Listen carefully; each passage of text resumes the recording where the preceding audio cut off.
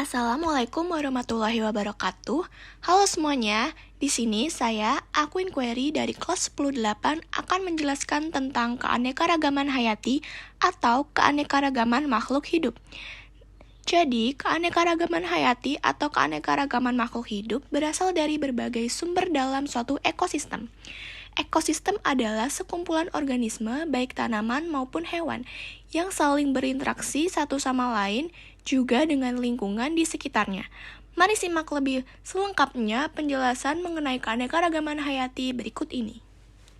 Keanekaragaman hayati merupakan istilah yang digunakan untuk keanekaragaman sumber daya alam, meliputi jumlah maupun frekuensi dari ekosistem, spesies, maupun gen di suatu tempat. Pada dasarnya, keanekaragaman melukiskan keadaan yang bermacam-macam terhadap suatu benda yang terjadi akibat adanya perbedaan dalam hal, ukuran, bentuk, tekstur, maupun jumlah. Sedangkan kata hayati itu sendiri berarti sesuatu yang hidup. Jadi, keanekaragaman hayati dapat diartikan sebagai keanekaragaman atau keberagaman makhluk hidup yang bisa terjadi akibat adanya perbedaan-perbedaan, mulai dari perbedaan bentuk, ukuran, warna, jumlah, tekstur, dan dengan keanekaragaman baik itu flora maupun faunanya, keanekaragaman hayati atau sering dikenal juga sebagai biodiversitas. Biodiversitas adalah suatu tingkat yang ada di dalam bumi, dan hal ini menjadi patokan atau ukuran dalam penentu kesehatan bumi. Keanekaragaman hayati terjadi dengan tingkatan mulai dari organisme yang rendah hingga tingkat organisme yang tinggi. Tingkatan tersebut ialah sebagai berikut. Yang pertama adalah tingkat gen. Keanekaragaman tingkat ini disebabkan variasi gen atau struktur gen dalam suatu spesies makhluk hidup. Gen sendiri merupakan faktor pembawa sifat keturunan yang dapat dijumpai di dalam kromosom. Setiap susunan gen akan memberi penampakan baik anatomi ataupun fisiologi. Pada setiap organisme, bila susunan berbeda, maka penampakan pun akan berbeda pada suatu sifat atau bahkan secara keseluruhan. Keanekaragaman ini cukup mudah dikenali dengan ciri-ciri yang memiliki variasi, nama ilmiah yang sama, serta perbedaan morfologi atau yang tidak terlalu mencolok. Contoh keanekaragaman hayati tingkat gen pada tumbuhan. Yang pertama ada padi atau Oryza sativa dengan varietas padi Origale, pada ciherang, padi ciliwung, dan lain-lain. Mangga atau Mangifera indica dengan varietas mangga arumanis, mangga mana lagi, mangga golek, dan lain-lain. Lalu ada durian atau Durio zibetinus dengan varietas durian petruk, durian bawor, durian mentong, dan lain-lain. Contoh keanekaragaman hayati tingkat gen pada hewan, anjing atau Canis familiaris dengan ras anjing Golden Retriever, anjing Bulldog, anjing German, Shepherd, dan lain-lain. Lalu ada kucing atau Felis catus dengan ras kucing Angora, kucing Persia, kucing Sphinx, dan lain-lain. Lalu yang terakhir ada sapi atau Bos taurus dengan ras sapi Bali, sapi Madula, dan sapi Fries Holland, dan lain-lain. Tingkat spesies, keanekaragaman satu ini dapat ditemukan pada komunitas atau kelompok berbagai spesies. Makhluk hidup dalam genus atau famili yang sama di suatu tempat biasanya semakin jauh dari kehidupan manusia. Keanekaragaman tingkat spesies pun semakin tinggi, misalnya di hutan. Lalu, contoh keanekaragaman hayati tingkat spesies pada tumbuhan adalah yang pertama, tingkat genus. Genus citrus, misalnya pada jeruk Bali atau Citrus maxima, jeruk nipis atau Citrus aurantifolia, dan citrus manis atau Citrus nobilis. Juga genus Musa pada pisang buah, Musa paradisica, dan pisang serat, Musa textilis. Lalu tingkat famili dibagi menjadi famili Poaceae pada padi Oryza sativa, jagung Zea maize, dan alang-alang Impereta cylindrical, dan famili Zingiberaceae pada kunyit Curcuma domestica dan jahe Zingiber officinalis. Contoh keanekaragaman hayati tingkat spesies pada hewan yaitu tingkat genus dibagi menjadi genus Felis dan genus Bos. Genus Felis diantaranya kucing leopard atau Felis bengalensis, kucing rumahan Felis silvestris, dan kucing hutan Felis chaus. Dan genus Bos pada sapi berpunuk, Bos indicus, sapi potong dan perah di Eropa, Bos taurus. Lalu sapi asli Indonesia yaitu Bos sandaicus. Tingkat famili dibagi menjadi famili Bovidae pada sapi Bos dan kerbau Babalus dan famili Canidae, serigala Canis dan robah Lycalopex. Nomor 3, ada tingkat ekosistem.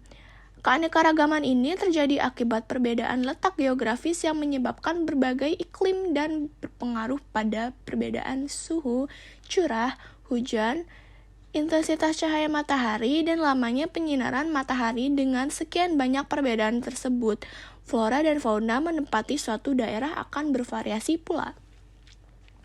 Contoh keanekaragaman hayati tingkat ekosistem. Ekosistem lumut yang terletak di wilayah sekitar puncak gunung atau di daerah dingin sekitar kutub dan didominasi oleh tumbuhan lumut.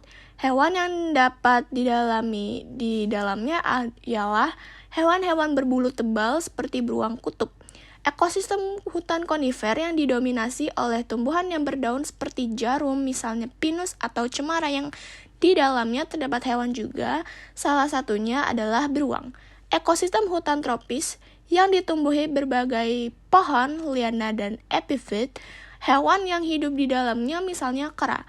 Ekosistem padang rumput yang terdapat wilayah kering ditinggali sekitar 4.000 mdpl dan didominasi oleh rumput-rumputan.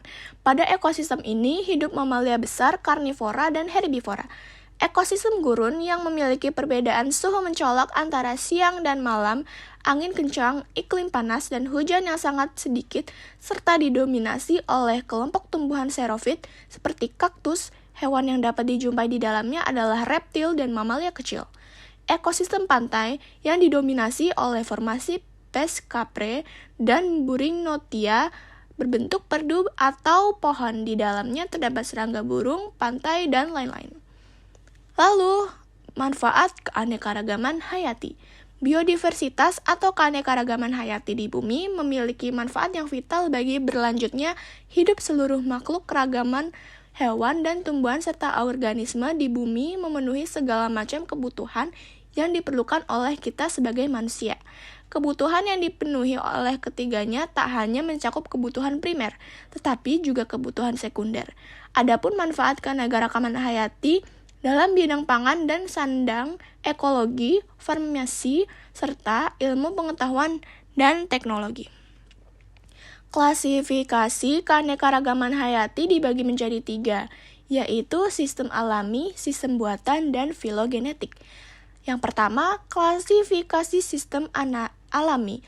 Sama dengan namanya, maka klasifikasi keanekaragaman hayati sistem alami dibuat untuk diciptakan berdasarkan persamaan dan perbedaan morfologi dari suatu makhluk hidup.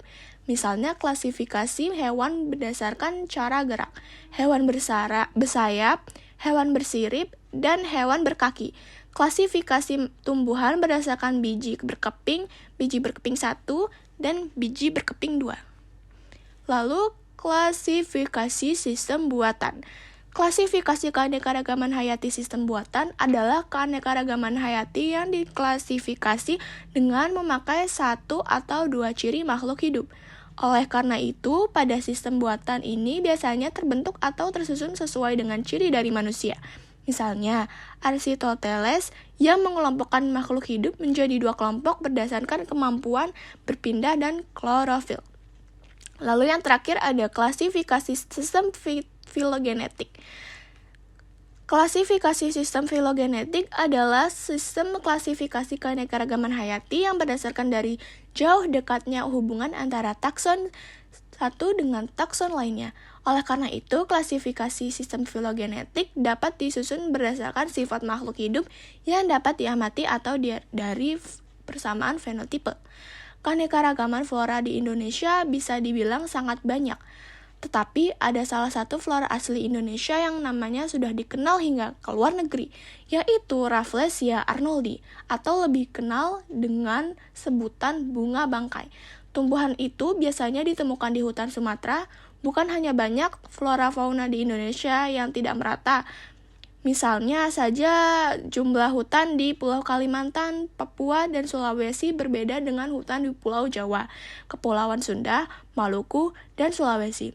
Flora yang ada di Indonesia termasuk ke dalam flora Malaysiana. Adapun tumbuhan yang ada pada flora Malaysiana merupakan tumbuhan yang memiliki batang yang sangat besar, serta daunnya yang cukup lebat, bahkan terkadang ada beberapa tumbuhan yang berbentuk seperti kanopi hutan. Fauna. Berbeda dengan flora, fauna di Indonesia pada dasarnya dibagi berdasar garis Wallace dan garis Weber. Dari kedua garis itu, fauna Indonesia dibagi menjadi 3 wilayah, yaitu Australian, Oriental, dan Peralihan. Fauna Australian berada di daerah Papua dan pulau-pulau sekitarnya. Salah satunya hewan yang termasuk fauna Australia adalah burung cendrawasih, sedangkan fauna oriental dapat ditemukan pada wilayah Jawa, Bali, Sumatera, dan Kalimantan.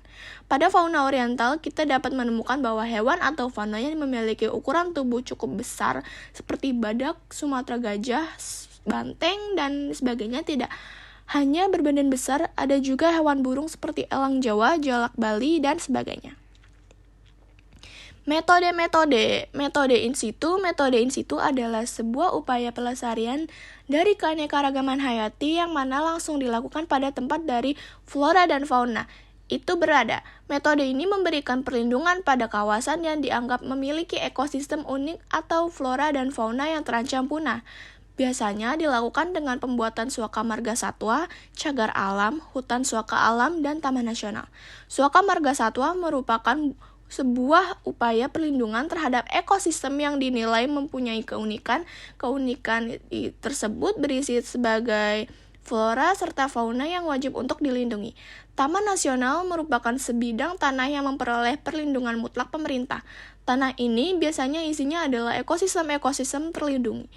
Cagar alam merupakan keadaan alam yang memiliki sifat khas berasal dari flora maupun fauna di dalamnya. Cagar alam juga mempunyai ekosistem yang wajib untuk dilindungi. Lalu, hutan suaka alam merupakan hutan yang mempunyai ekosistem terlindungi. Di dalamnya, hutan suaka alam pun biasa dikenal sebagai hutan lindung. Lalu ada metode ex situ. Metode ex situ adalah metode pelestarian dari keanekaragaman hayati yang dilakukan menggunakan cara pengambilan fauna serta flora dari wilayah aslinya. Tujuan konservasi, perlindungan, dan pengembangbiakan metode ini pun dilakukan ketika ekosistem dari tempat flora dan fauna tersebut tinggal sudah hancur total maupun rusak, sehingga membutuhkan waktu agar dapat ditinggali kembali. Metode ex situ juga merupakan upaya konservasi menggunakan cara koleksi spesies langka, sehingga masa dari hewan atau tumbuhan tersebut dapat lebih lama. Dalam metode ex situ, ada beberapa cara yaitu menggunakan kebun binatang, taman safari, serta taman-taman raya. Nah, seperti itulah penjelasan keanekaragaman hayati dari saya, Akun Query. Terima kasih sudah menyimak. Assalamualaikum warahmatullahi wabarakatuh.